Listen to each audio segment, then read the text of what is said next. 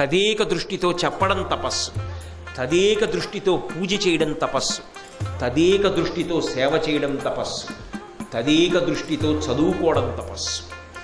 కాబట్టి వ్రతము వెంట వ్రతము చేస్తూ పాండురాజు మనసు ఇంకొక వైపు వెళ్లకుండా కట్టడి చేశాడు. అది ఆయన గొప్పతనం. వదిలిపెట్టాడు అనుకోండి మనసుని, నేనేం అనుభవిస్తున్నాను, వీళ్ళే సుఖం అనుభవిస్తున్నారు, ఓ పిల్ల పాప లేరే, ఇంక ఇక్కడ ఇలా ఉండిపోతాం, నేను రానని ధృతరాష్ట్రుడికి కబురు చేసేశాడు. నేను ఇంకా వానప్రస్థుగా ఉంటానన్నాడు. శతశృంగ పర్వతం మీద ఉండిపోయాడు. ఎవరు? అంతఃపుర సుఖాలు అనుభవిస్తూ అంత రాజ్యపాలన చేయవలసినటువంటి ధార్మిక ప్రభువు, అంతటి శౌర్య సంపన్నుడు, విధి వక్రించి అంత కష్టానికి లోనై విచలితుడు కాకుండా, నేల పడిపోకుండా అంత ఉత్సాహాన్ని భగవంతుని ఎందుకు తిప్పేశాడు. అది భారతం అందించే సందేశం. జీవితంలో ఎక్కడో ఒక చిన్న సమస్య ఏర్పడితే నేలపడిపోవద్దు. జీవితమే నేలబడిపోయింది పాండురాజుకి, బెంగపెట్టుకోవాలా, తపస్సు వైపుకి తిప్పాడు. ఆక్రోశించాలి పత్నులిద్దరు, వాళ్ళిద్దరూ బెంగపెట్టుకోవాలా, మా ఆయన నడిచిన మార్గంలో నడుస్తామని ఇద్దరు నడిచారు. కానీ తపస్సు చేసి భగవంతుని యందు మనసు పెట్టుకున్నా, ఎంత తపస్సు చేస్తున్నా, ఆ తపస్సుకి ఎవరు లక్ష్యమో ఆ పరమేశ్వరుడు పాండురాజు గారిని ఉద్ధరించాలిగా. ఉద్ధరించాలి అంటే పాండురాజు గారు ఐక్యమైపోయాడంటే పాండురాజు కీర్తి శాశ్వతము కావాలి లోకంలో. అంటే పాండు పేరు మీద సంతానము కలిగి వాళ్ళ యొక్క కీర్తి ప్రతిష్టల వలన పాండురాజు కీర్తి శాశ్వతమై నిలబడిపోవాలి. ఆ పాండురాజు కోరుకున్నాడని రాజసూయం చెయ్యగలిగినటువంటి కొడుకు పుట్టాలి. హరిశ్చంద్రుడు స్వర్గలోకంలో ఉన్నాడు ఇంద్రుడి దగ్గర. మీ నాన్న మాత్రం అలా లేడాయా, రాజసూయం చేస్తే మీ నాన్న కూడా పొందుతాడంటే రాజసూయం చేశాడు ధర్మరాజు గారు. చెయ్యడానికి కావలసిన పరిస్థితిని కల్పించారు మిగిలిన నలుగురు తమ్ముళ్ళు. అటువంటి బిడ్డలు పుట్టిన నాడు, ధర్మ సంస్థాపన చేసిన నాడు, ఆనాడు పాండురాజు గారి యొక్క కీర్తి శాశ్వతంగా నిలబడిపోతుంది. యుగాలతో సంబంధం లేకుండా ద్వాపర యుగంలో జరిగిన కథ కలియుగంలో కూడా చెప్పుకోవలసిందే భారతంగా. అంత కీర్తిని పాండురాజు పొందాలి అంటే అటువంటి సంతానము పాండురాజుకి కలగాలి. ఇప్పుడు పాండురాజు సంతానం గురించి ఆలోచించండి. ఎందుకని అంటే సంతానమును పొందడానికి కావలసినటువంటి ప్రాథమికమైనటువంటి సౌకర్యము ఆయనకు లేదు. మునిశాపము వలన ఆయన భార్యా సంగమమును నిర్వర్తించాడు. దాని వలన ఆయనకి సంతానము కలగదు. స్త్రీ పురుష సంయోగం లేకుండా సంతానం ఎలా కలుగుతుంది? అది ప్రకృతి ధర్మం, కాబట్టి పొందలేడు. కానీ భగవంతుడు జోక్యం చేసుకోవాలి. ఇది భారతీయ ధర్మం.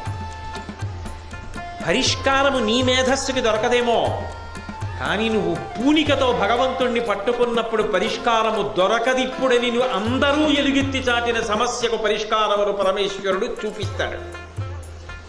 అందుకే అనుకోకుండా ఒక అమావాస్య నాడు మునులందరూ బ్రహ్మలోకానికి వెళ్ళిపోతూ కనబడ్డారు. ఎక్కడికి వెడుతున్నారన్నాడు.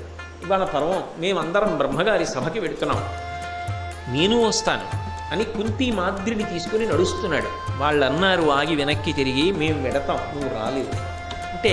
కఠినంగా మాట్లాడడం ఇష్టం లేక మృదువుగా చెప్పారు. ముందు వాళ్ళు సుకుమారమైన శరీరములు కలిగిన వారు ఈ ముళ్లల్లో రాళ్లలో నడవలేరు. వాళ్ళని తీసుకుని నువ్వు బ్రహ్మసభకి ఎలా చేరగలవు, వద్దులే. అప్పుడు అనుకోకుండా ఓ ఆలోచన వచ్చింది పాండురాజుకి. సంతానమును పొందకపోతే స్వర్గద్వారమును చూడరా. కటువుగా మాట్లాడే స్వభావం ఉన్నవాళ్ళైతే ఏమనాలంటే అలా కుదరదంటోంది వేదం అని వెళ్ళిపోవాలి. వాళ్ళు అలా అనలేదు. ఇంత తపస్సు చేస్తున్నాడే, ఇంత భగవదారాధన చేస్తున్నాడే, ఇంత ధార్మికంగా పరిపాలించాడే, నాకు ఇది పోయిందని నింద చేయలేదే. నేను ఇంత ధర్మాన్ని పట్టుకుంటే నాకు ఈ శాపం వచ్చింది ఒక పొరపాటుకి. ఇంత దారుణమైన శాపమా? నా వంశాన్నే ప్రశ్నార్థకం చేసిందా? ఆక్రోశించి ధర్మాన్ని విడిచిపెట్టలేదే. ఇంకా పైకెక్కాడే, వాడికి పరిష్కారం ఉండదు. అందుకు వాళ్ళు దివ్య దృష్టితో చూసి వాళ్ళు అన్నారు, ఎవరు చెప్పారు నీకు సంతానం ఉండదని?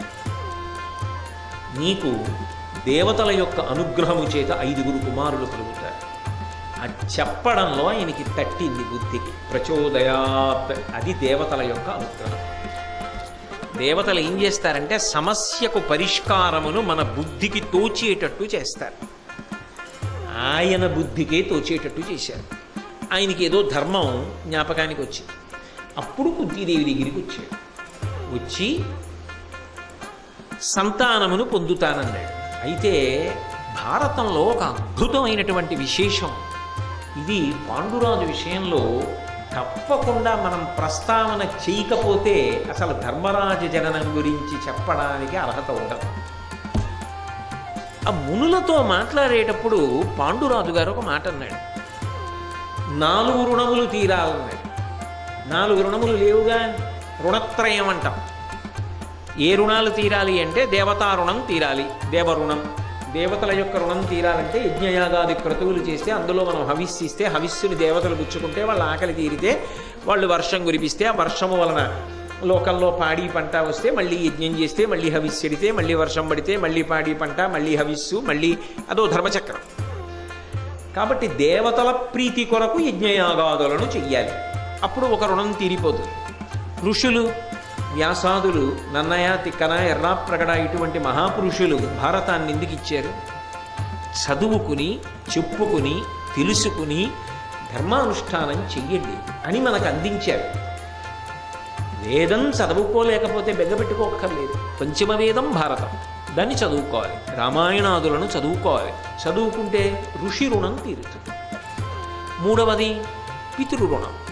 తండ్రి తనకి శరీరాన్ని ఇచ్చాడు, తాను కూడా వివాహం చేసుకుని ధర్మపత్ని యందు సంతానమును పొందితే పితృరుణం తీరిపోతుంది.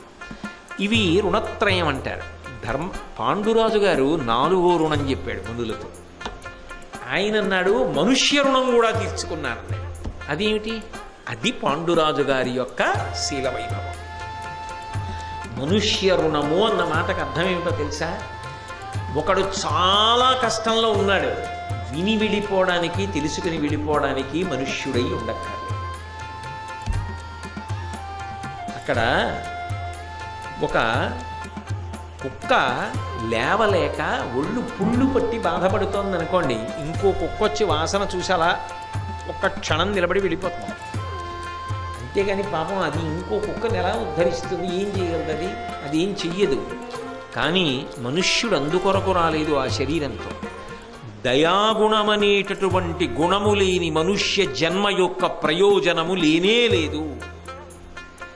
సాటి జీవులు, మనుష్యులే కానక్కర్లేదు, ప్రపంచమునందు సాటి జీవి బాధలో ఉంటే నేనేమైనా చెయ్యగలనా అన్న ఆలోచన నీకు లేకపోతే అప్పుడు ఏమిటి ప్రయోజనం? ఆ దయాగుణము వాటి ఎందు ఉండాలని నియమం లేదు. ఒకవేళ అలా దయాగుణం చూపించింది అనుకోండి, అదో వార్త, అది ఆశ్చర్యపోతాం.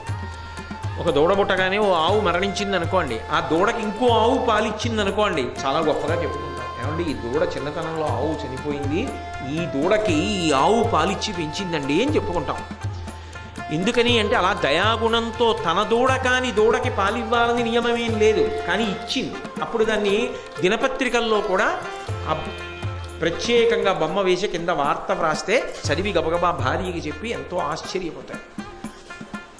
కానీ ఆ దయాగుణము మనిషికి ఉండి తీరాలి. దయాగుణము స్థానములో క్రౌర్యం ఏర్పడితే అర్థం లేదు. నేను దయాగుణముతో నా దేశమునందున్నటువంటి ప్రజలకు కష్టము కలిగితే ఉత్తర క్షణమునందు ఆదుకున్నాను, అందుకని నాకు మనుష్య రుణం తీరింది అన్నాడు పాండురాజు. ఆ ఒక్క మాట చాలదా? ఆ ఒక్క ధైర్యం పాండురాజు ఎంత గొప్పవాడో చెప్తుంది. ఇన్ని గుణములున్నవాడు ఇలా కాకపోతే ఇంకోలా ఎందుకు